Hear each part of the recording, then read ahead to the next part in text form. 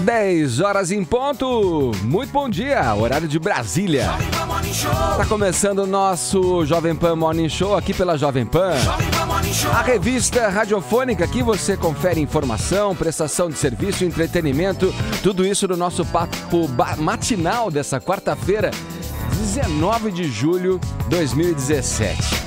Depois da condenação, saiba por que Sérgio Moro comparou Lula ao deputado cassado Eduardo Cunha. Ainda na política, vamos contar o que foi conversado ontem à noite num jantar entre Michel Temer, ministros e o presidente da Câmara, Rodrigo Maia. Por um punhado de euros, qual é de fato a chance de Neymar trocar o Barcelona pelo Paris Saint-Germain, hein? E quanto ao Santos, clube que revelou o craque, né? Quanto esse clube colocaria no bolso pela transação milionária? A gente traz as respostas já já. O país que queremos, nosso convidado de hoje, o cientista político Luiz Felipe Dávila, deu à luz a 10 mandamentos para o Brasil finalmente pegar a estrada do futuro. Vamos falar sobre capitalismo de Estado, parlamentarismo, reforma da Previdência e muito mais. Esses são apenas alguns destaques do Morning que está só começando.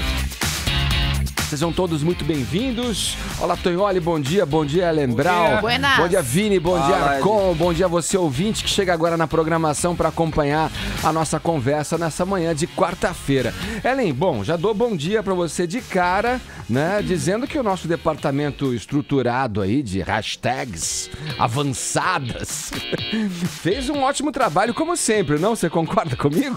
Fez um bom trabalho, né? É um departamento que trabalha muito, porque você sabe, né? Ele tem ali um braço, às vezes a gente pede ajuda emprestada do pessoal da Federal, que faz aqueles nomes de operações complicadas e criatividade tudo mais. É o norte. Exatamente. Ed, eu não sei se você tá sabendo de uma história, que é a seguinte. No mês que vem, lá em Santa Catarina, em Chapecó, que é uma cidade muito fofa, aliás, por sinal, vai ter um curso, uma pós-graduação chamada A Esquerda do Século XXI. É um curso novo esse? É uma pós-nova, que está surgindo, uma proposta de especialização aí, né, depois da graduação, nova que surge. E no corpo docente, a informação que nos passaram aqui é que está a ex-presidente Dilma Rousseff, o líder do MST, o João Pedro Stedley, e também... Sério?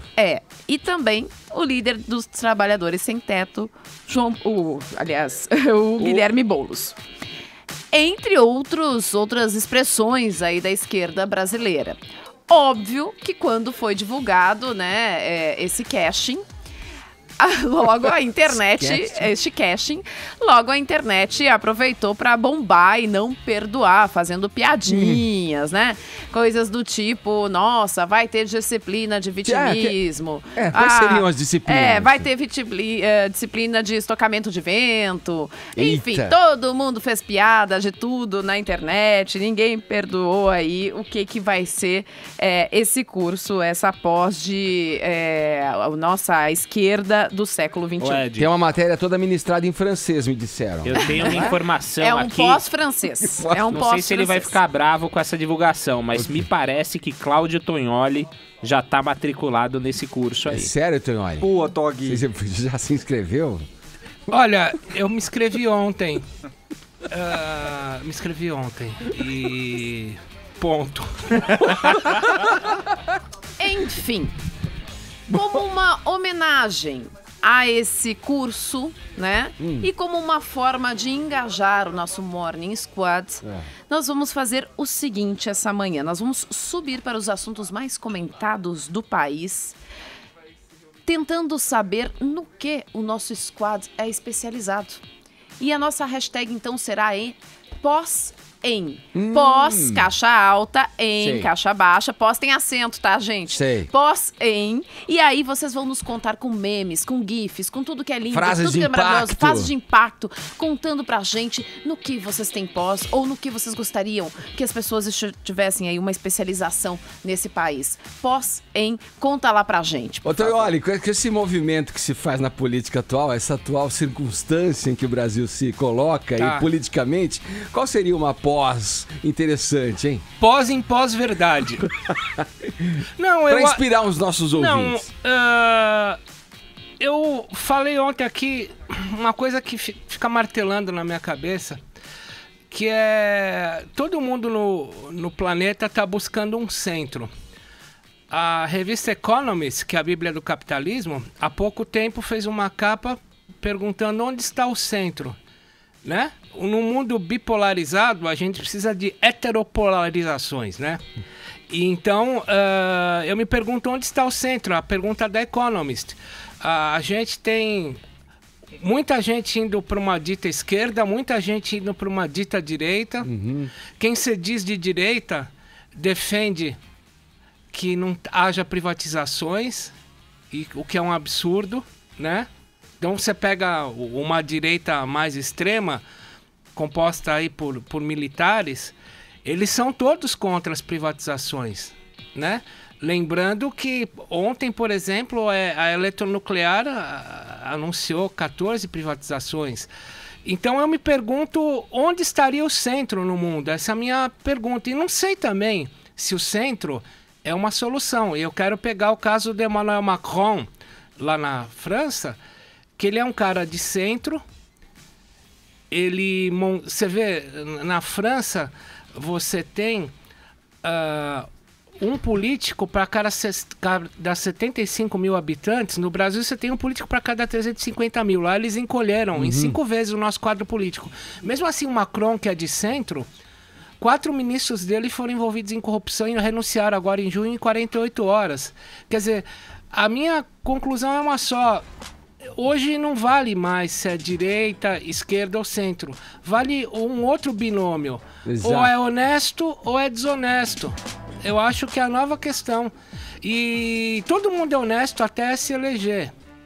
Quando começa a vir aquelas tentações, cai no que sempre caiu. Pois é, e curioso o que você falou aqui rapidamente, só pra gente seguir adiante no programa, que até os extremos dessa ponta aí, como você falou, a extrema-direita e a extrema-esquerda, colocam o Estado como o grande provedor, né, das mudanças. Tudo. E é curioso, talvez a gente esteja aí diante da situação em que um novo modelo tenha que surgir para que esse país ande pra frente. Mas isso, Tonholi, é papo para daqui a pouquinho, quando a gente recebe aqui o cientista político Luiz Felipe Dávila, que vai falar do seu livro e de outros assuntos também aqui no Morning Show. Mas, Ellen, olha, falando sério, agora você sabe que muita gente faz planos aí de fazer um curso de especialização, mas fica sempre protelando, adia, né? Porque ou a grana tá curta, ou porque não sobra tempo pra isso, tem que trabalhar pra garantir a grana no final do mês. Quero perguntar aqui pros ouvintes, pra que eles interajam com a gente pelo WhatsApp, tá? Pra que curso, né? Que plano eles se programaram, mas ainda não conseguiram cumprir, não conseguiram realizar. Por que ainda não deu certo o plano que você está carregando aí já há anos e anos? Ainda vai dar certo? O que está faltando? Conta pra gente, 11 931 17 1009. A gente aguarda a sua mensagem em áudio ou em vídeo aqui pelo nosso WhatsApp. Este ano, Edgar, por exemplo, você programou o quê? Eu tinha o plano de ganhar um aumento e ainda não chegou por motivos óbvios. Vai lá, ouvinte, conte o seu plano que ainda não foi realizado com a gente. Diga rapidamente o porquê. 11 931 17 1009 é o nosso WhatsApp. No mais, convido a todos a darem uma chegadinha na nossa página no Facebook, JP Morning Show. Se você gostar, dê lá o seu joinha pra gente. E também assinar, se inscrever no nosso canal no YouTube, youtube.com/morningshowjp. Além da transmissão ao vivo, todos os vídeos, as entrevistas que já passaram aqui por este programinha de rádio. Convido a passar a próxima hora e meia colado aqui na Jovem Pan, porque o Morning tá só começando. Vamos lá?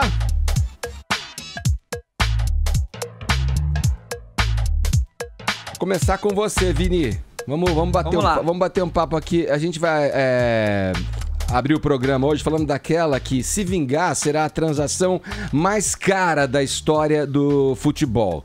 O Vini, você trouxe ontem pra gente aqui alguns números que envolvem aí o assédio do Paris Saint-Germain sobre o craque Neymar do Barcelona. A multa para tirar o Neymar do Barça, já de antemão antecipo, tá na cifra aí de 222 milhões de euros. Meu querido, euros. Faça a conta aí, vezes quase 4, é isso? Que daria 814 milhões de reais. Dá pra fazer um pé de meia, né, Ed? Nossa, pé de meia dá pra fazer, sei lá, a fábrica inteira de meia. Na verdade, esse é o valor da multa rescisória aí que o PSG tem que pagar ao Barcelona. E o que acontece? Mediante ao pagamento da multa, aí vai do jogador escolher se ele aceita ou não jogar em um determinado time. O Barcelona, o presidente do Barcelona, ainda nega essa transferência, diz que tem 200% de certeza que o Neymar vai continuar para a próxima temporada, só que o PSG tem 222% de certeza que o Neymar vai para lá, né? E se ampara aí também nos brasileiros que tem lá no time francês, como o Daniel Alves, Thiago Silva, o Marquinhos, né, jogadores mais próximos aí do Neymar, quase uma seleção brasileira ali dentro do PSG. Sim. Então pode ser que tudo isso influencie o Neymar a querer jogar lá, Edgar. Fora o salário, que também ele vai acabar ganhando mais no PSG do que ele ganha hoje no Barcelona, né?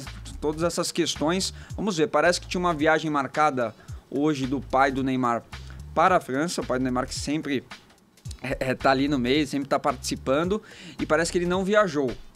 Ou seja, talvez esteja rolando aí uma indecisão ainda da parte do Neymar, da parte do pai dele, dos empresários, e até uma conversa que pode ter tido aí com o Barcelona também, né? O Barça chamou o Neymar e falou assim, será que a gente não pode melhorar essa situação para você continuar aqui, continuar jogando ao lado do Messi, do Suárez, enfim. Mais detalhes a gente pode saber agora, né, Ed? O Márcio Espímpolo tá aqui, nosso companheiro do Esportes da Jovem Pan, para discorrer sobre essa questão. Bom dia, moçada. Ô, Espímpolo, eu tava pensando aqui, o Tonholi é um cara, né, do jornalismo investigativo, se fôssemos praticar algo parecido dentro do futebol, eu fico lembrando, eu vou colocar só um negócio aqui, deixar no ar para você, hein? Tem essa transação... Vem uma divagação, vamos ver. Tem essa transação toda cheia de questões aí envolvendo, né, a saída do Neymar do Santos pro Barcelona, o pai envolvido, acusado, as voltas com a justiça lá e tal. Uma negociação dessa que temos à frente aí, do Paris Saint-Germain assediando, né, tendo que pagar uma multa que, como dissemos, de 222 milhões de euros, né, frente a um jogador que aparentemente tá bem, tá batendo sua bola lá no melhor time do mundo, com grandes craques ali, tendo como parceiro, né, o Lionel Messi, Suárez, tudo. Não lhe parece suspeita essa negociação nesse momento da carreira? Eu acho, Edgar, pelo seguinte, se você for pensar só no aspecto futebol, o que um cara que joga bola, que começa agora, qual o sonho de um cara? Jogar no Barcelona ou no Real Madrid, não é? Sim. Ele não vai pensar em jogar no PSG, né? Se você voltasse no tempo, você colocaria aí nessa parada também Milan. Inter, mas agora já não fazem mais parte desse leque de times de ponta, porque estão numa draga desgraçada, né? Então é Barcelona e Real Madrid. O Neymar, que não ganhou ainda o título de melhor do mundo, vai querer ir pro PSG? É estranho, eu concordo com você, eu acho que é estranho. Então, ou ele tá querendo engordar a conta pra acertar com o fisco que ele deve, ou se não é pra driblar tudo isso que tá acontecendo realmente na Espanha com ele. O Messi, há pouco antes de renovar o contrato, também bateu o pé nesse sentido, né?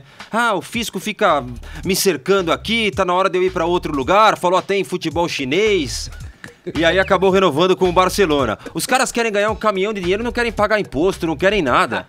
Por falar nisso, Espímpolo, na noite de ontem, o mestre Vanderlei Nogueira botou um furaço no ar que o Marco Polo Deonero, o presidente da CBF, está sendo procurado pela Interpol.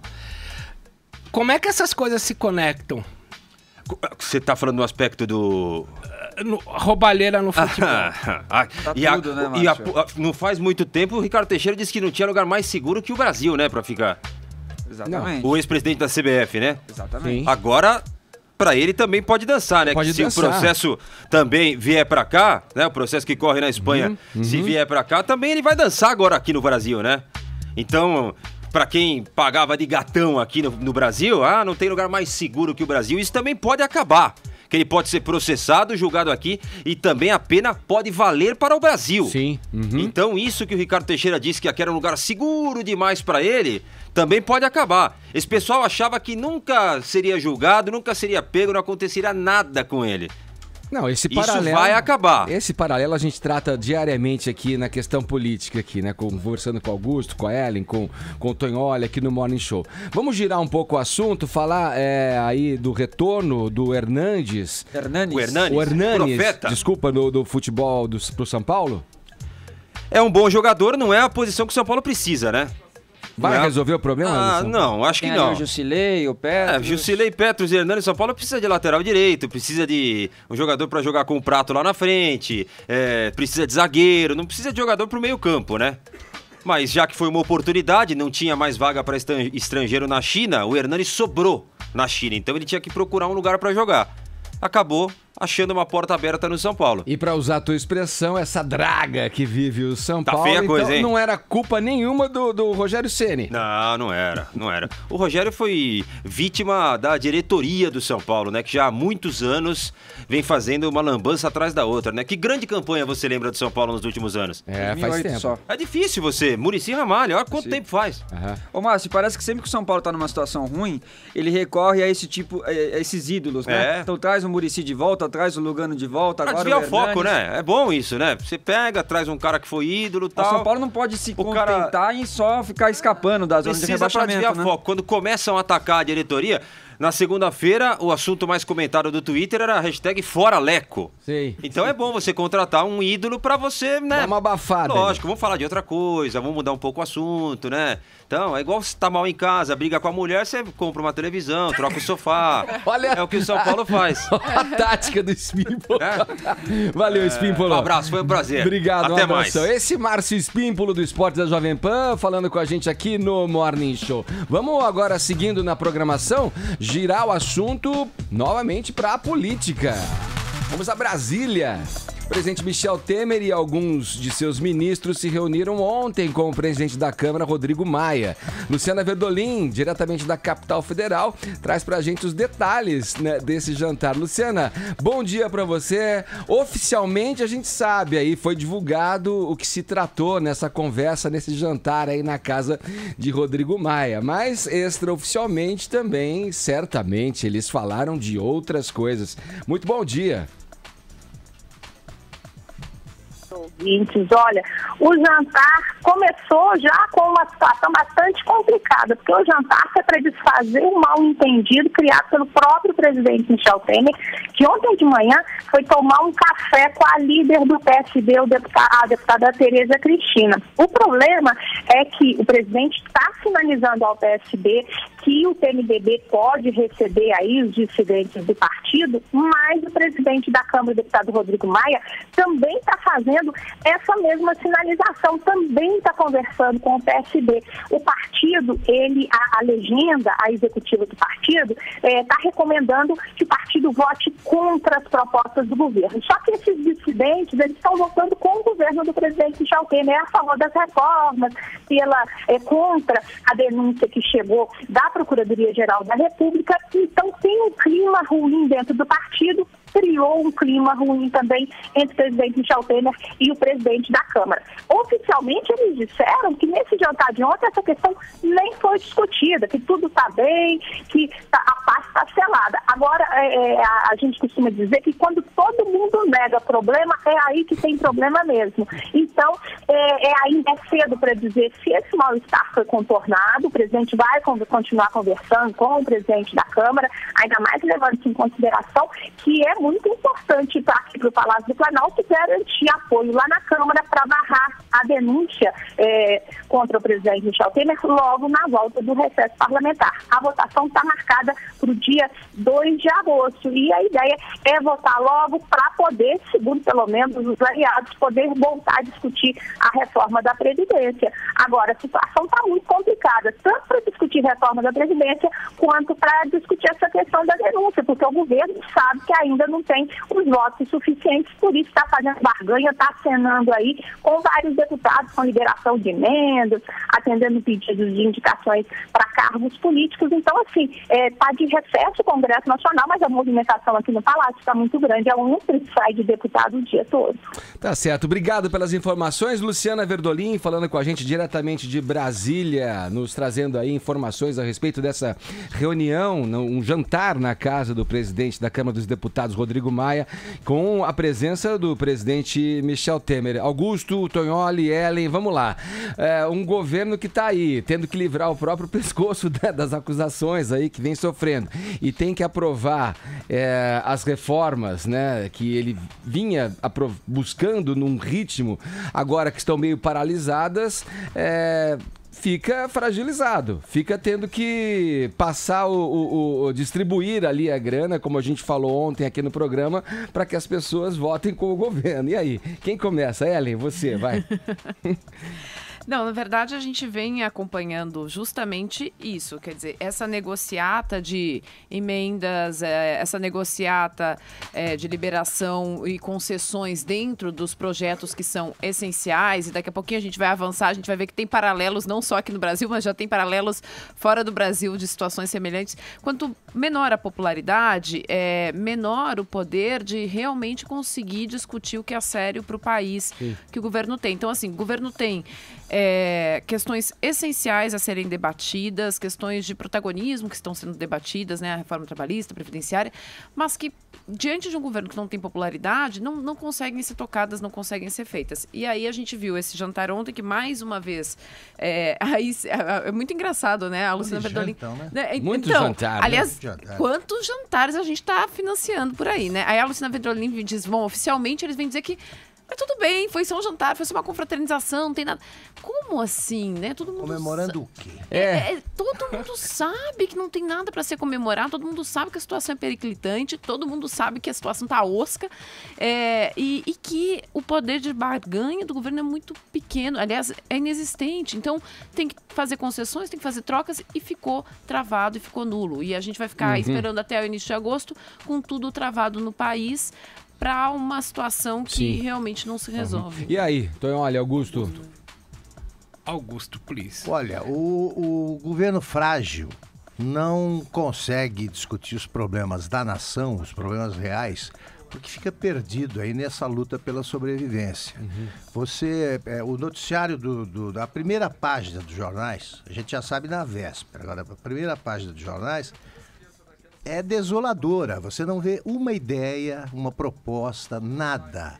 É o Temer brigando com o Rodrigo Maia porque quer tal deputado. Pelo amor de Deus, essa disputa entre partidos por deputados sempre existiu. Ela passa a ser problema quando tudo no governo é problema, é frágil.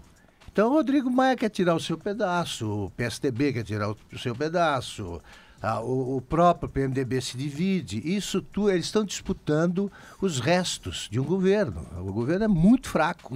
Ô, Tognoli, o Rodrigo Maia está mais para cúmplice do que para leal? Não, sabe aquela figura que se chama solilóquio, que são os balõezinhos da história em quadrinhos, quando mostra o que o personagem está pensando? Sim. Eu vejo essa foto que vocês estão vendo aqui na internet, do Temer e o Maia, e eu vejo um solilóquio, um falando pro outro a mesma coisa. Posso convidá-lo para jantá-lo? Né? E o prato principal é o PSB, né?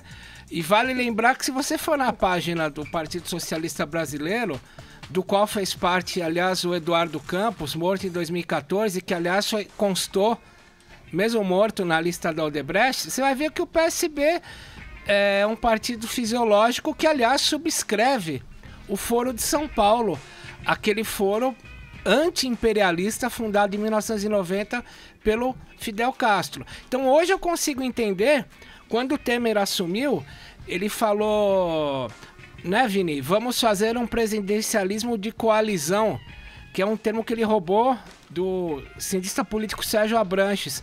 A gente vê o que é presidencialismo de coalizão hoje, é aceitar, como disse o Augusto, qualquer resto, qualquer xepa que você possa colocar no cardápio do governo. É isso aí. Então, olha, continua comigo. Aqui a gente segue na política. O juiz Sérgio Moro negou ontem o recurso da defesa do Lula e comparou o caso do ex-presidente Lula ao ex-presidente da Câmara dos Deputados, o Eduardo Cunha. Conta essa história pra gente, Tonholi. Detalhe é o seguinte, os advogados do Lula entraram com os chamados embargos infringentes, né? A gente tem dois tipos de embargo. Embargo infringente é quando você não concorda com as provas que constam de uma condenação. Embargos de declaração é quando, a partir da segunda instância, não há consenso na votação. Tá? Não é o caso agora. Nos embargos, eles dizem que o Moro não tem provas materiais que vinculem o Lula ao sítio, ao triplex Solares Nascer Quadrado. A questão é a seguinte: ninguém que vai praticar crime de lavagem de dinheiro vai dar recibo. Primeira coisa. E segunda coisa, nós temos do Léo Pinheiro, aquela foto que foi divulgada amplamente, o Lula escolhendo lá o apartamento, o triplex. Temos o zelador, o Zé Afonso Pinheiro, que falou com a Jovem Pan. Tem toda a tramóia. Agora, ele compara ao Eduardo Cunha, te respondendo objetivamente, porque no caso das contas da Suíça, as contas não passavam pela pessoa do Eduardo Cunha. Elas só foram acusar foi quando o Eduardo Cunha fez uma movimentação para pagar o cartão de crédito da Cláudia Cruz. Aí se estabeleceu o elo. Então, mas a gente está apenas discutindo o capítulo de uma novela que tem mais 5 capítulos, que são as 5 ações que o Lula vai responder. Provavelmente vai ser condenado nas 5. Vale lembrar que ele compara o Lula ao Eduardo Cunha porque os elos são indiretos. O que se chamou na ação do Zé Dirceu de domínio do fato, né, Augusto? Não tinha ligação direta. Agora, se no triplex o Lula foi visto 2 vezes, e já o Moro considerou, quem dirá no sítio de Atibaia, onde os registros do Palácio do Planalto mostram que os seguranças do Lula estiveram lá para acompanhá-lo no sítio 111 vezes. Augusto, O pessoal está em busca de uma escritura que não existe nesses casos. Eles querem o quê? Que a escritura esteja em nome do Lula? Sabe? Isso daí você tem laranja que é para isso mesmo. Agora, eles estão perturbando o Moro, e o Moro está perdendo a paciência e agora pode e deve, porque já está encerrado os casos da primeira instância, tanto que pediram pleno acesso aos documentos da Petrobras vinculados a quaisquer licitações de que tenha participado a Odebrecht. São milhares de papéis. Aí o meu comentário é o seguinte: se eles querem saber o que aconteceu com a parceria Odebrecht e Petrobras, pergunta para o cliente, o Lula, ele é que sabe tudo. Não precisa procurar na Petrobras o que o cliente esconde. Vamos girar o assunto? Só queria dizer rapidamente... Por favor, presidente. Que eu sou ouvinte do Morning Show e... Muito obrigado pela audiência. Sempre prestigiando o jornalismo de qualidade, da equipe mais... a equipe que tem mais credibilidade, Tonholi, Ellen e Augusto. E dar uma informação exclusiva para vocês, que no jantar de ontem, nós comemos Lula Doré. Teve suco de maracutaia? Também. Vamos girar o assunto. O presidente Donald Trump completa amanhã 6 meses de governo, no momento em que vê naufragar o seu plano para a saúde. O que você destaca sobre esse tema em particular e que mini balanço você faria desse período aí do republicano na Casa Branca, Ellen? Bom, eu falei aqui que tem paralelo, a gente pode traçar algum paralelo entre o governo Temer e outros governos. Eu me referia justamente ao governo Trump, porque há propostas dentro do governo Trump que são importantes para os Estados Unidos, mas que vão ficar paradas e estão paradas, né, justamente porque o governo tem uma visibilidade, uma credibilidade baixíssima, uma popularidade baixíssima diante da sua população. Só 36% dos americanos aprovam o governo Trump, isso na última pesquisa feita pela ABC e o Washington Post agora. Além disso, 55% dos norte-americanos acham que ele não está avançando naquilo que ele propôs durante a campanha, do que ele propôs para o governo dele. E ele tem propostas até que para a área de economia, algumas propostas interessantes. A maior parte são propostas conservadoras, mas algumas interessantes. Mas que ficam paradas. É na economia justamente que ele até tem uma avaliação um pouquinho melhor, 43% acham que ele está andando um pouco bem na economia. A questão a grande proposta dele era fazer uma reformulação do Obamacare, que é o plano de saúde, mal comparando, gente, só para fazer uma analogia com o SUS do Obama, né? Mal comparando, não é isso, mas é o plano de saúde pública que o Obama estabeleceu. E ele queria fazer uma substituição disso. Ele não conseguiu formar maioria para fazer a substituição. Quando ele viu que não tinha uma maioria para fazer a substituição, então ele propôs simplesmente derrubar o Obamacare. Então vamos só acabar com isso. Não vamos conseguir substituir, vamos acabar. Também viu que não ia ter maioria. Então ele desistiu de tentar acabar com isso, porque não ia ter maioria. E a situação dele vai naufragando dia após dia. Então ele está com o governo travado, exatamente o que a gente está vendo aqui. O governo dele não consegue avançar nas questões internas porque a popularidade é muito baixa. E o mesmo acontece porque qualquer governo dos Estados Unidos tem ali um tripé, que é a economia, né, interna, que é ter que lidar com questões externas, né, com a política externa e com a própria popularidade.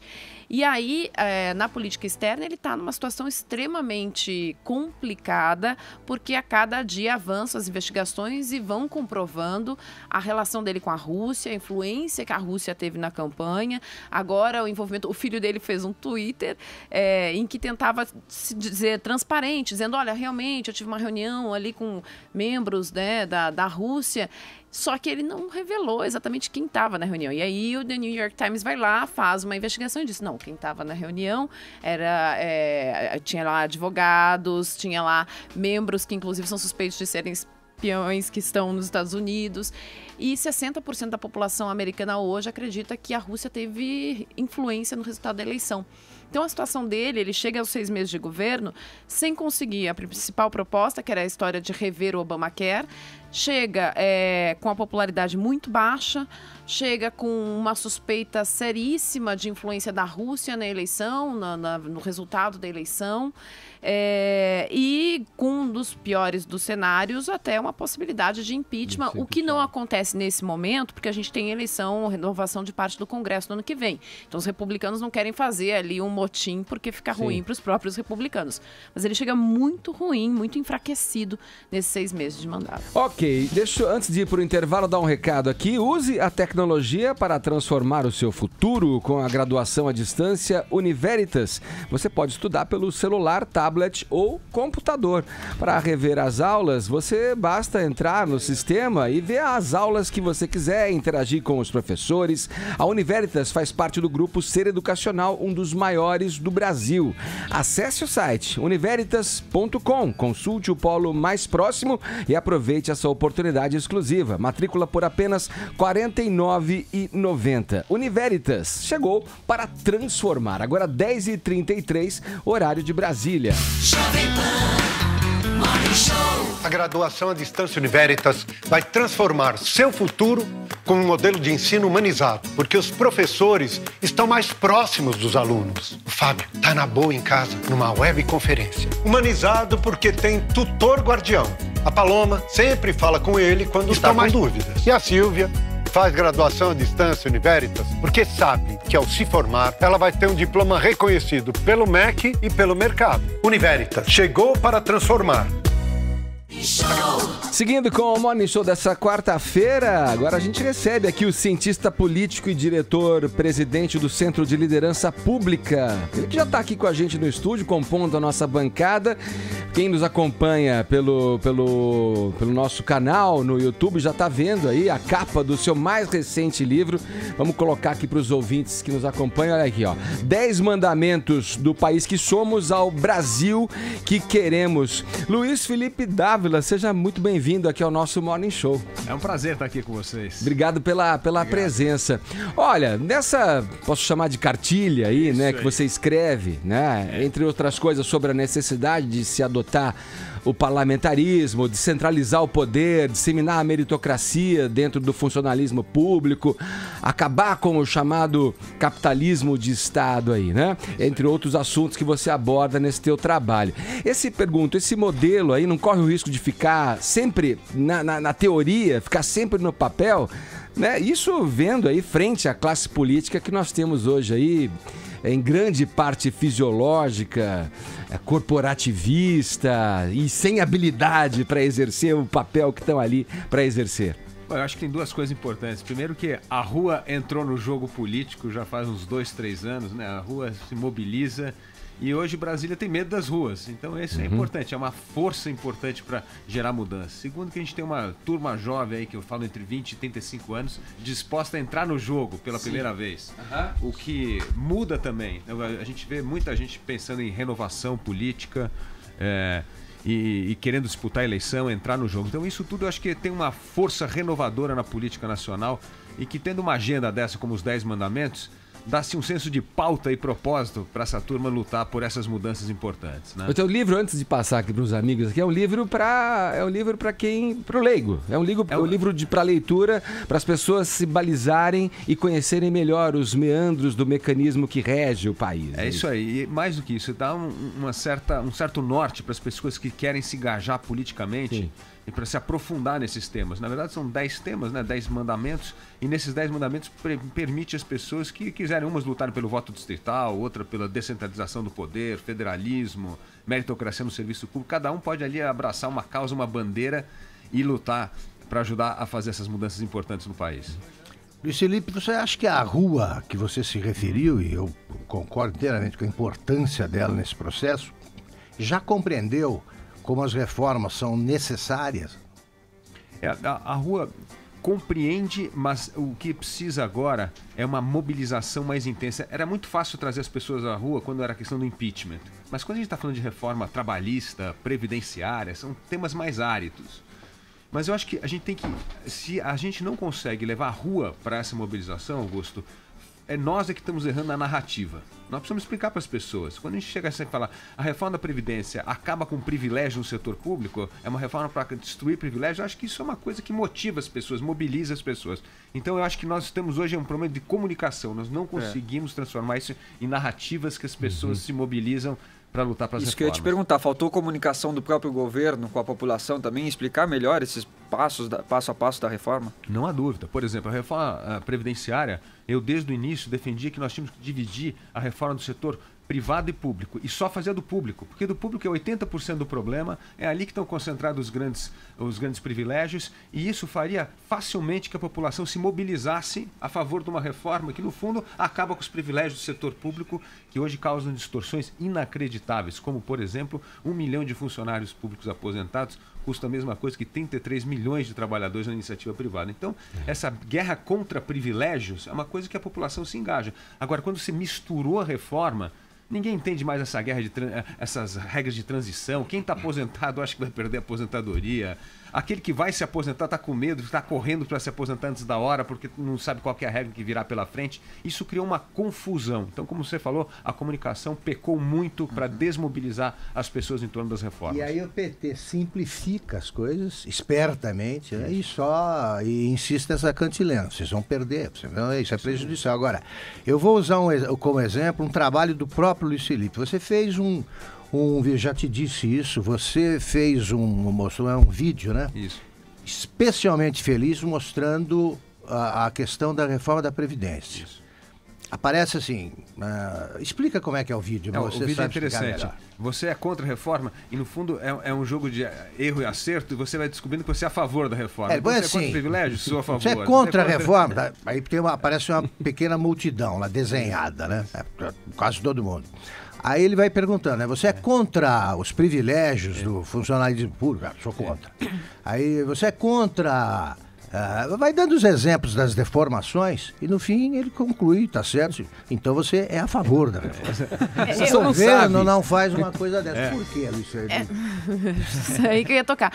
Tem como explicar que a reforma está relacionada com distribuição de renda? É isso aqui. Eu acho que o ponto da comunicação é isso, porque o governo não escuta os parlamentares. Quando você conversa com os parlamentares, é muito interessante. Eles são favoráveis à votação da reforma, mas o que eles falam assim, como é que eu voto isso aqui e vou me reeleger o próximo ano?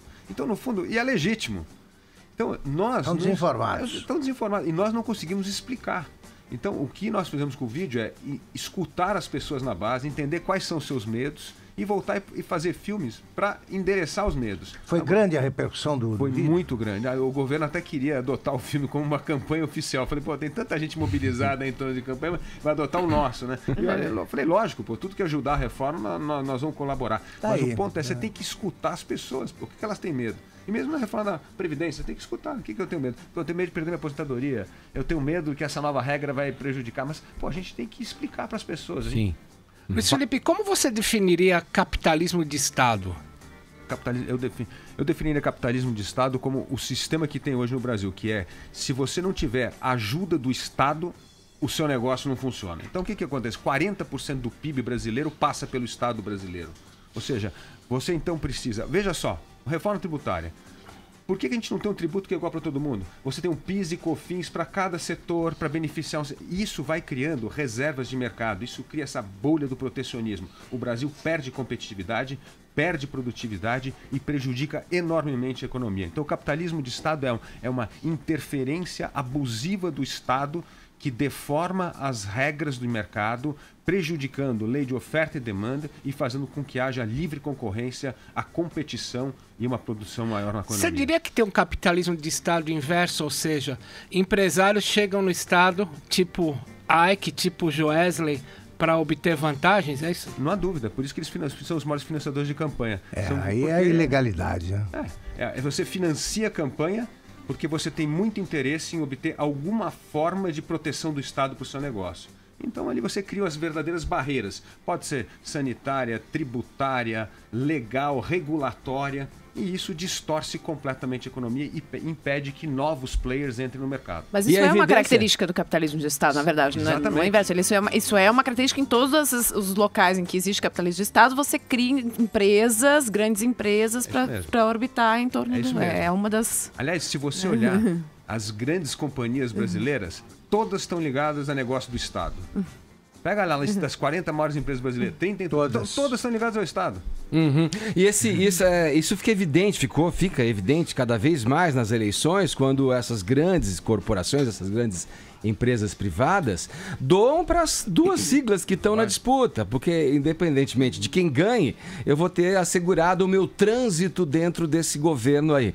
Agora, eu queria ouvir de você sobre essas questões da discussão da reforma política, que é das mais importantes que a gente tem que passar, e não há interesse, muitas vezes, dos políticos votarem e mudarem as regras desse jogo, que eles estão ali sempre mamando, né, no Estado, mamando no Brasil, em função dessas regras que hoje estão caducas, né? Tem muitas coisas relacionadas a financiamento de campanha, como eu coloquei aqui, ao foro privilegiado, aos benefícios que eles têm, auxílios e mais auxílios lá.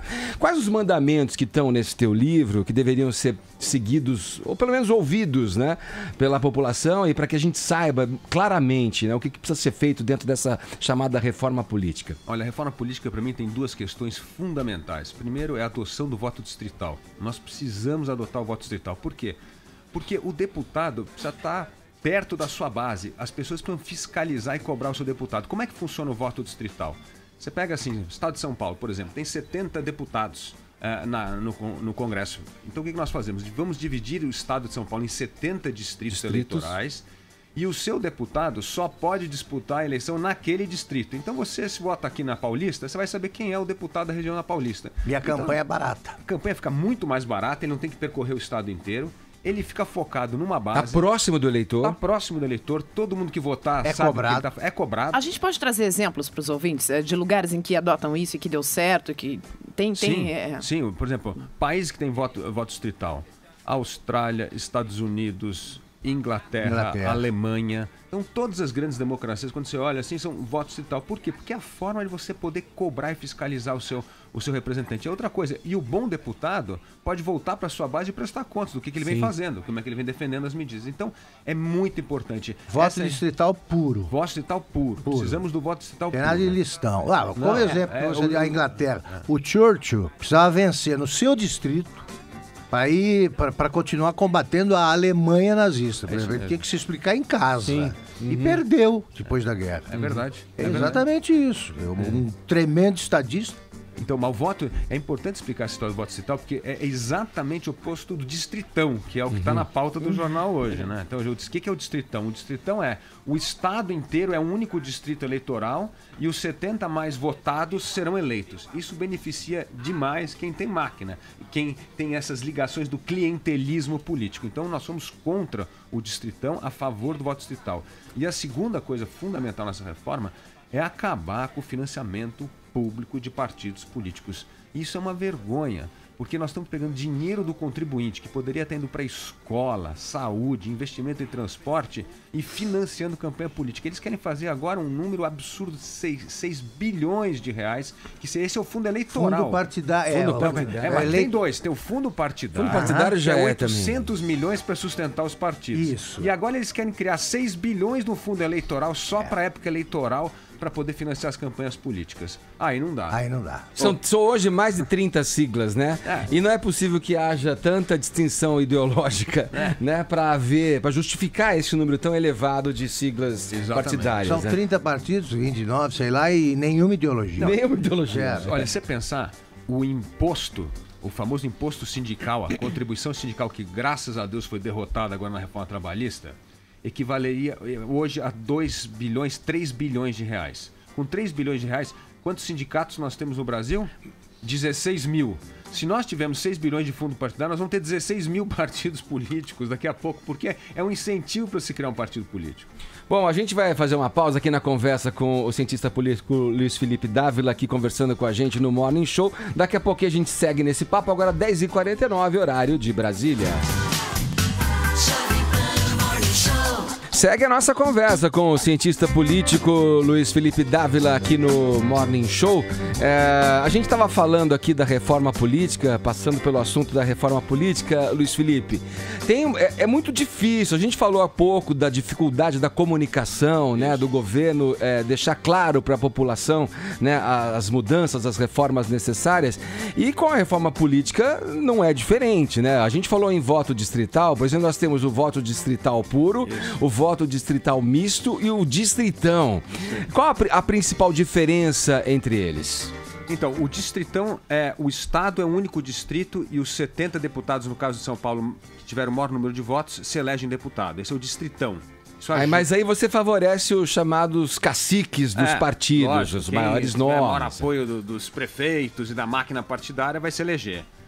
O distrital misto, metade do parlamento é eleito por esse distrito, pequenos distritos, então a gente vai dividir São Paulo em 70 distritos eleitorais, então teria 35 distritos eleitorais em vez de 70, você elegeria metade do Congresso pelo voto distrital direto, só pelo deputado dessa região. Sim. E a outra metade é a lista partidária. Então os partidos... Também favorece os caciques. Também favorece os caciques. E o voto distrital puro, não. O Estado é dividido nesses 70 distritos eleitorais e se elege o candidato que teve o maior voto nesses pequenos distritos. Então, aproxima o deputado do seu eleitor. E o chamado coeficiente eleitoral, que é o efeito Tiririca, popularmente conhecido como efeito Tiririca, que ele recebe muitos votos e acaba puxando também outros quadros do seu partido. Isso. O coeficiente, ele trata de um tema muito importante hoje, que existe na nossa legislação eleitoral, que é a coligação proporcional. Coligação significa que quando 4, 5 partidos se juntam,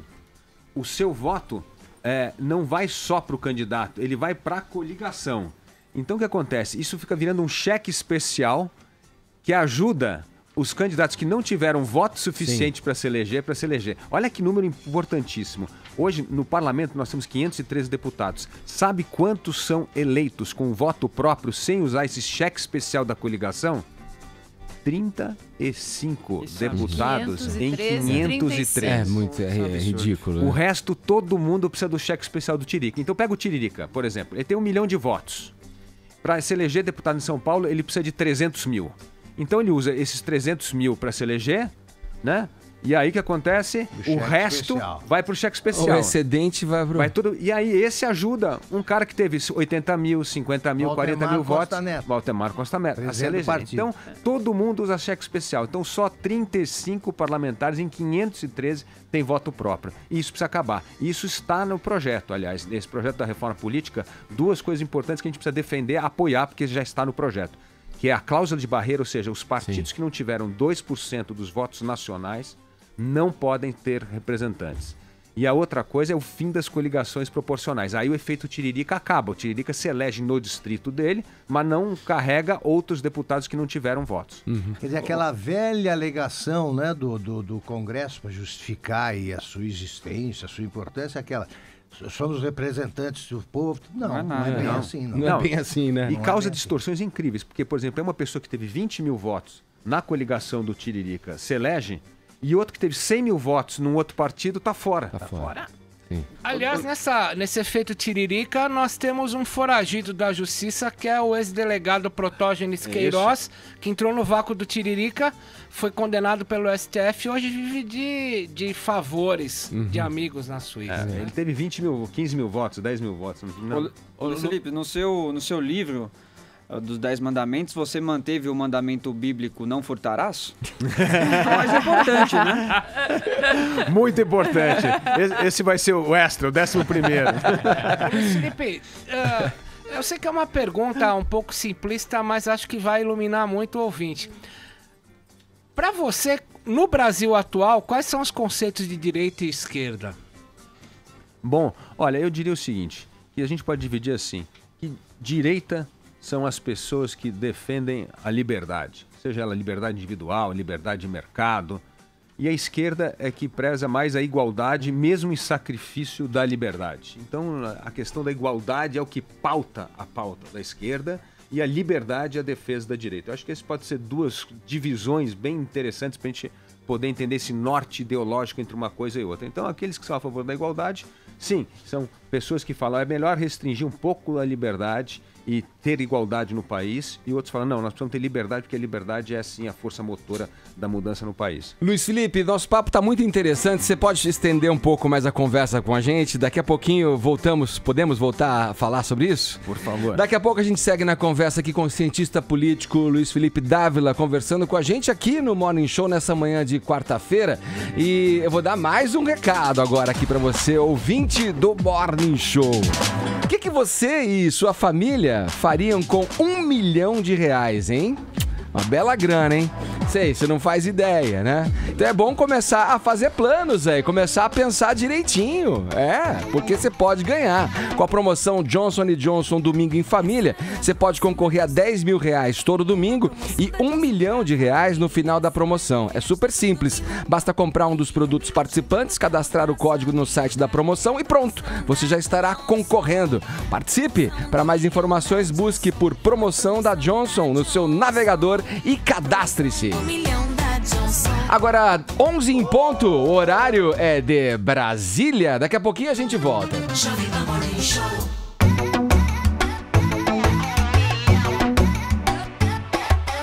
Essa é a promoção da Johnson. Uma promoção da Johnson pra família. São R$10 mil todo domingo e R$1 milhão chegando pra mudar sua vida. É a promoção da Johnson. A promoção do milhão da Johnson. A promoção da Johnson. A promoção do milhão da Johnson. Segue a nossa conversa aqui no Morning Show com o cientista político Luiz Felipe Dávila, que lança o livro intitulado 10 Mandamentos do País que Somos ao Brasil que Queremos. Luiz Felipe, tem uma figura ilustre aqui que quer fazer uma pergunta para você. Por favor, presidente. Eu gostaria de perguntar para esse especialista que eu respeito muito. É o seguinte, a minha presença aqui é fundamental para continuá-lo aí com as reformas, tanto a trabalhista como a da Previdência ou não? O importante hoje da reforma é que ela está na mão do Congresso. Não importa se o presidente é o nosso Michel Temer, ou se é o nosso Rodrigo Maia, ou se é o Nício. Hoje a pauta está na mão do Congresso Nacional. Quem tem que votar a reforma? A emenda constitucional. O presidente hoje não importa quem é. Então nós precisamos mobilizar o Congresso e votar essa matéria de fundamental importância para o país. Pô. Pois é, Luiz, aproveitando aqui a pergunta do presidente. Eu gostei muito da resposta. Tem um levantamento feito aqui sobre os discursos, dos últimos 12 meses da Câmara, que mostra uma mudança bem forte, acentuada na pauta política, né? Depois da delação da JBS, a pergunta é a seguinte: depois da delação, a reforma da Previdência, da qual você é defensor, já falou aqui isso, praticamente foi varrida dessas discussões da casa, né? Quais são os riscos dessa, digamos, desaceleração, né, no debate, e qual a sua perspectiva no geral em relação a esse tema? Porque os assuntos mudaram ali na tribuna, né? Não há dúvida. Bom, primeiro é bom a gente lembrar os parlamentares o seguinte: quem votou a favor das reformas da Previdência no governo Fernando Henrique em 98, 2003 e 2013 teve mais voto na eleição seguinte do que menos. Então a percepção de que votar as reformas vai prejudicar na eleição é o contrário, vai ser a favor. E principalmente porque essa reforma acaba com o privilégio do funcionalismo público, são aqueles que mais ganham. O parlamentar tem aposentadoria que é 15 vezes mais do que a média nacional, o juiz é 30 vezes mais do que a média nacional. Então o que nós estamos fazendo é acabando com os privilégios. Pessoas que ganham até 2 salários mínimos de benefício da aposentadoria não muda nada na vida delas. Então, assim, é algo que vai, na verdade, fazer um princípio constitucional básico da democracia que nós não temos no Brasil. A lei vai ser igual para todos. Aqui a gente tem uma lei para cada categoria. Tem uma lei para sindicalista, tem uma lei para funcionário público, tem uma lei para juiz, e aí tem uma lei para o resto, né? Então, assim, essa lei que ela tenta fazer é uma lei igual para todos. E essa lei mostra o seguinte: todo mundo que se aposentar no Brasil é com o teto máximo do INSS, que é R$ 5.300. É isso que a gente precisa ter. Isso é democracia. Mas aí tem categoria que fica fora, que é uma discussão também à parte, né? Por exemplo, os militares. A única categoria fora são os militares, e que precisa ser endereçada, porque o rombo da aposentadoria dos militares hoje é 30 bilhões de reais. Então, mas é que os militares é lei ordinária, não é emenda constitucional. Então dá para tratar de uma outra forma e precisa de menos voto para aprovar. Então a ideia, mas a emenda constitucional nós precisamos focar, é aprovar idade mínima de 65 anos para todo mundo e o teto máximo do INSS. Quem quiser contribuir mais, tem que fazer o que chama-se da aposentadoria complementar, mas não pode depender do Estado, não podemos ter essa integração. Olha São Paulo hoje, você tem 80 coronéis na polícia, na polícia estadual aqui, militar, e você tem mais de 1.800 aposentados. Todos recebendo integralmente o salário que o coronel da ativa ganha. Não tem como, um sistema desse vai explodir. Se nós não fizermos a reforma da Previdência, os nossos filhos e netos não vão receber nada. Isso aqui virou corrente da felicidade. Hoje quem está pagando são os jovens a nossa aposentadoria. E quem se aposentar mais tarde não vai ter absolutamente nada. O sistema vai implodir. É isso que os jovens têm de entender, né? É isso que os jovens têm de entender. Não, mas agora eu que estou começando agora, vou trabalhar até tanto. Não, ele não vai receber nada se continuar assim. Mas como está no momento, para a gente entender, com propostas de exceções para professores, para policiais, aí não adianta. É verdade, mas hoje... Aí quem é que paga o pato? Isso tem razão, mas a reforma hoje, essa que está no Congresso, todas essas categorias já estão incluídas. Aliás, teve uma mudança que o governo nem sequer soube comunicar direito, que a partir de 2013, todos os funcionários públicos, inclusive juízes, inclusive parlamentares, 2013, que entraram no serviço público, vão se aposentar pelo teto máximo do INSS, que é R$ 5.300. Então, assim, a torneira do privilégio já fechou. O problema é o passivo. Quem se aposentou antes de 2003, que tem direito à integralidade da aposentadoria. Então, assim, já fechou. Então, as pessoas que entraram agora na carreira pública vão se aposentar igual as pessoas do setor privado. Fala, Tonhão. Então, perguntinha que eu ia te fazer, pergunta do consumidor. Eu sou funcionário público, eu sou professor da USP há 23 anos. O que vai acontecer comigo? Que já tô indo pro Cabo da Boa Esperança. Não, você ingressou antes, portanto você está na regra antiga, né? Quantos anos você tem? 5'3". Ah, então você tá tranquilo. Na tua vida não muda nada. Você vai entrar na menopausa. Precisa trocar o óculos. Você tá trocar o óculos. A cada 4 meses. Então na sua vida não vai acontecer nada. Mas, por exemplo, aqueles professores que estão com 40 anos, 30, sim, vai ter um pedágio, multa que hoje e na regra de transição que não foi definida. Então aí começa já a sofrer algum tipo de coisa. Não vai mais se aposentar quem tem 40 anos com a integralidade do salário dos professores da ativa. Isso não vai ser possível mais. Ô Luiz Felipe, o que você vislumbra para as eleições em 2018? Tem toda a questão aí do Lula condenado já em primeira instância, agora a gente espera o julgamento lá na segunda instância que pode sacramentar o futuro dele. E aí a pergunta que eu te faço é a seguinte: entre votar no Lula e quebrar o próprio pé, você escolheria o pé esquerdo ou direito? Nossa, essa pergunta é difícil. Não, mas o que eu acho que a gente precisa pensar em 2017 é que narrativa vai prevalecer em outubro de 2018. E aí tem duas, ao meu ver. Uma é assim, as pessoas estão cansadas de crise, as pessoas querem voltar à vida normal e vão votar em alguém que vai reconstituir a previsibilidade, que vai restabelecer a confiança. E a outra história pode ser assim: nós estamos cansados desse sistema político, a gente quer renovação, quer o cara novo, quer a figura nova. E aí abre um caminho para figuras novas e para os demagogos também. Então a gente não sabe qual que é a narrativa do momento. E vale a pena dar o exemplo da França, que teve uma eleição recentemente. Em janeiro desse ano, o Macron era o candidato nanico dele que foi eleito presidente. Por quê? Porque cada dia que você abria a sua janelinha, que você morava numa pequena cidade da França, tinha uma horda de refugiados sírios entrando na tua cidade. As pessoas falam, pô, eu quero votar nessa Marine Le Pen que vai acabar com isso aqui, vai botar ordem e vai impedir que esses imigrantes entrem na minha cidade e causem essa balbúrdia toda. E a economia indo mal. A economia começou a melhorar, diminuiu a onda de imigrantes, as pessoas ficaram mais calmas e quiseram votar num reformista. E o Macron começa a crescer. Então, a gente não sabe qual vai ser essa narrativa em 2018. Mas uma coisa é fundamental: se nós aprovarmos a reforma, a chance dos candidatos reformistas vencerem a eleição é muito maior do que se nós não aprovarmos. Mas você vê o Macron no nosso horizonte? Nós precisamos... O Macron, a gente precisa criar um Macron, né? Na verdade, pois é, dá tempo de criar um Macron até 2018. Você acha que o Dória é um Macron? Não, eu acho que o Dória é uma renovação. O Dória, nessas figuras de renovação, ele é sim a figura da renovação. Ele não está com pecha de tucano, nada. Ele tem uma pecha de ser uma figura independente na política. Eu acho que ele vai correr numa raia dessa renovação. E essa renovação que pode ser, às vezes, não tão renovação, né? Porque aí você pode disputar com o Lula, pode disputar com o Ciro Gomes e outros, né? Dessa espécie que a gente espera que o eleitor não reeleja nunca mais, porque o atraso que nós tivemos de 13 anos, a maior recessão da história econômica do Brasil desde a independência, maior taxa de desemprego já registrada, é fruto desse populismo que não se faz reforma. Então a gente espera que essa lição nós tenhamos aprendido depois desse período traumático que o Brasil passou. Bom, tá aqui, nossa conversa termina agora com o cientista político Luiz Felipe Dávila, conversando com a gente aqui sobre a circunstância, a conjuntura na política brasileira. Obrigado, Luiz Felipe, um abraço para você. Muito obrigado a todos vocês. Agora 11 horas, 18 minutos, o horário é de Brasília.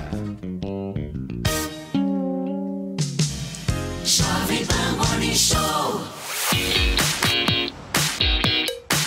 Vambora? Vamos em frente? Estamos na reta final já do Morning Show dessa quarta-feira. Ô, Senhorita Ellen. Sou eu. E aí, hein? Olha, nossa Conta hashtag... novamente aqui que motivou. Vai primeiro essa hashtag pós-em. Vamos começar do começo. Não é, pode parecer uma homenagem à minha dieta, mas não é. A dieta do astronauta faz. Pós-em é uma homenagem a um curso que sairá de pós-graduação, que o Augusto Nunes está inscrito, inclusive, parece. Primeiro matriculado. Já. Isso aí, uma pós-graduação em esquerda do século XXI, que será feita na cidade de Chapecó, Santa Catarina, a partir do mês que vem, que tem no seu corpo docente a ex-presidente Dilma Rousseff, STF, tem o líder do MST, Guilherme Boulos do MTST. O curso da Dilma já vem com recall. MST, o João Pedro Stedley, enfim, um corpo docente aí muito rico. E nós resolvemos engajar o nosso Morning Squad para saber o seguinte, no que nosso squad é pós-graduado, qual é a especialidade? E o pessoal se engajou mesmo, nós chegamos aí aos assuntos mais comentados desta manhã no Brasil. Olha, e ficamos fomos para os TTs, que Fomos, maravilha, fomos. merece aplausos então. E tem muita gente aqui falando o seguinte, por exemplo, nós temos um menino aqui que está comentando que a pós-graduação dele deixa eu achá-lo aqui, o Murilo Sala, Mucassala, diz, eu tenho pós em charlatanismo e ciências ocultas. Eu perguntei se ele trabalhava em Brasília, ele não quis me responder. Mas ele diz que tem esses pós todos. Ciências ocultas meio o presidente, hein? O presidente tá meio envolto com essas coisas. Não envolve isso, não. Tem um outro menino aqui, o André, @o André tem pós em alegria. Que ser, em que planeta você habita que consegue ser alegre nos dias de hoje no Brasil? Mas ele tem. Ah, tristeza. Ele tem. Tem ainda uma outra pós que @Drix tem, Dri Underline, que é pós ótima em comer além do que devia ou beber além também e se arrepender depois. Ela era minha veterana, inclusive, quando eu entrei nessa pós-graduação. Tava aqui. E aqui, olha, no WhatsApp não foi diferente não. A gente sempre convoca os ouvintes a participarem, mandando mensagens pra gente aqui pelo nosso WhatsApp. E hoje a pergunta era com relação aos planos, né, que os nossos ouvintes têm e ainda não conseguiram, por algum motivo, por alguma razão, concretizá-los, tá bom? Será que uma pós está entre os planos dos nossos ouvintes? Vamos conferir agora. Olá, pessoal do Morning, muito bom dia. Aqui é o Ricardo, aqui da cidade do Triplex, aqui do Guarujá. E eu queria dizer que o meu plano que eu tinha para comemorar esse ano, que eu não comemorei ainda, foi ver o Borja jogando no Palmeiras. Porque foi uma contratação cara e até agora nada de futebol. Então meu plano que não aconteceu ainda foi esse. Ver o Borja jogando bola. Que até agora nada. Valeu, pessoal. Muito bom dia. Bom dia, pessoal do Morning Show. Aqui é Cristiane de Bragança Paulista, interior de São Paulo. E um projeto que eu tenho desde o ano passado, que ainda está engavetado, é o meu mestrado em educação. Já ensaiei diversas vezes para fazer a inscrição e sempre eu penso muito por conta dos valores que são altíssimos, né? Eu sou professora de inglês e eu penso que a gente progredir, para a gente conseguir melhorar, a gente tem que sempre continuar estudando, né? Então eu queria muito fazer esse mestrado, mas por conta do valor alto, eu sempre penso na hora de pagar a inscrição, depois como é que eu vou fazer para arcar com essa mensalidade, né? Enfim, é isso. Espero que aí esse ano esse projeto saia da gaveta. Um beijo para todo mundo. Bom, boa sorte para todo mundo que tem planos aí. Já vamos fazer a festa aqui. Olha aí. O cantor Eduardo Costa se manifestou depois de uma conversa dele, ser divulgada pelo jornalista Léo Dias, que esteve aqui com a gente no começo dessa semana. Na gravação, o sertanejo aparece pedindo, digamos, uma ajudazinha para comprar uma casa lá em Minas Gerais. Quais os detalhes desse pedido aí, dessa vaquinha do Eduardo Costa, Vini? Lá em Capitólio, Edgar, Minas Gerais, o Eduardo Costa, o Eduardo Costa queria ajuda da prefeitura. Também queria uma ajuda, hein, para comprar uma casa. Pra comprar uma casa no valor de 5, 6 milhões de reais e pediu segurança para a casa onde ele mora lá, mas é uma casa alugada. Vamos ouvir um trechinho desse áudio, Edgar? Aqui, ó. Do Eduardo Costa fazendo esse pedido da prefeitura? Olha lá. Mônica, tá boa? É o Eduardo Costa. Deixa eu te falar uma coisa, Mônica. Entenda bem, eu sou uma pessoa que eu amo Escarpas do Lago, eu amo Capitólio, eu amo essa região. Tenho um prazer enorme de dizer que sou morador daí. Não sou só um cara que passo férias ou verão. Eu sou praticamente um morador de Escarpas do Lago. Infelizmente, Mônica, esse pessoal aí, eles não valorizam muito a minha presença aí, sabe? Porque tudo é muito difícil aí com a prefeitura. Igual, por exemplo, lá perto da minha casa, eu pedi segurança lá, porque quando eu tô lá, Mônica, eu não tenho sossego, porque as pessoas vão lá, já entrou gente dentro da minha casa lá, sabe? E às vezes a gente precisa de uma segurança, a prefeitura não fornece pra gente nem o segurança pra ficar na porta da gente, nem os 3 seguranças que às vezes a gente precisa quando tá aí, porque meu medo, Mônica, não é de fã, não é de pessoas que gostam do meu trabalho, meu medo é de gente maldoso. E outra coisa, por exemplo, até pra me pagar uma casa aí é uma dificuldade. Entendeu? Eu vou comprar uma casa em Scarpas, quando o povo descobre que é para mim, é uma dificuldade. Entendeu? A prefeitura nunca me auxiliou, nenhum político aí nunca me auxiliou, ninguém nunca me chamou para conversa. Olha, Eduardo, vamos arrumar uma casa top para você aqui, vamos fazer um preço melhor para você, sabe? Hoje, eu consigo essa assinatura para você ir, eu faço um programa de televisão aí, visado para isso, e resolvo esse problema em 1h30, em 2 horas. Olha aí. Bom, e aí alguns comentários nas redes sociais criticando, né, o Eduardo Costa por esse pedido, sugerindo que ele estava pedindo um estilo de propina, de barganha ali com a prefeitura, para ele ter uma facilidade ali em comprar um imóvel, né? E também o pedido de segurança, sendo que ele tem dinheiro para contratar seguranças particulares. Ontem ele gravou um vídeo respondendo a todas essas críticas, dizendo que esse áudio já tem mais de 3, 4 anos e que, na verdade, uma pessoa que procurou ele porque queria contratá-lo para divulgar um loteamento ali da cidade de Capitólio. Então ele falou, esse trabalho que envolvia até outras prefeituras, ele faria em troca desses 5 ou 6 milhões de reais ou uma casa nesse valor. E o Eduardo Costa, neste vídeo, ficou bem indignado e a gente pode ver um trechinho também agora. O que me dá tristeza nessa coisa toda é de saber que existe gente maldosa, gente filho da puta o suficiente pra poder ouvir um lado da história e sair por aí metendo o cacete em mim. Eu sou um cara idôneo, eu trabalho desde os meus 12 anos de vida. Eu nunca, na minha vida, precisei de dinheiro público e nunca vou precisar, porque eu sou guerreiro, eu sou trabalhador, eu sou honesto e eu cuido da minha família com o meu trabalho. Então dobra a língua antes de falar de mim, que eu faço maracutaia, meu irmão. Eu sou um cara honesto, eu sou trabalhador. E se alguém quiser me contratar... Bom, então bem indignado, e ele falou que também é o pedido lá da segurança da Polícia Militar, porque a família dele fica com medo de ficar lá durante a noite e que o medo não é de fã, é de bandido mesmo, porque já roubaram alguns móveis lá da casa dele, já entraram na piscina, fizeram bagunça. Casa de luxo, hein? Enfim, Falou gente maldoso, fez o curso de pós aí com o bolo.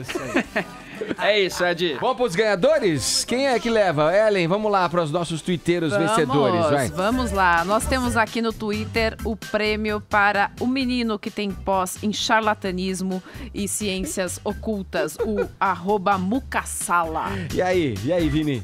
Gloriosa Cristiane, Edgar. Aí, Faustão, valeu e acabou. Amanhã tem mais. A partir das 10 da manhã aqui na Jovem Pan. Tchau. Jovem Pan Morning Show.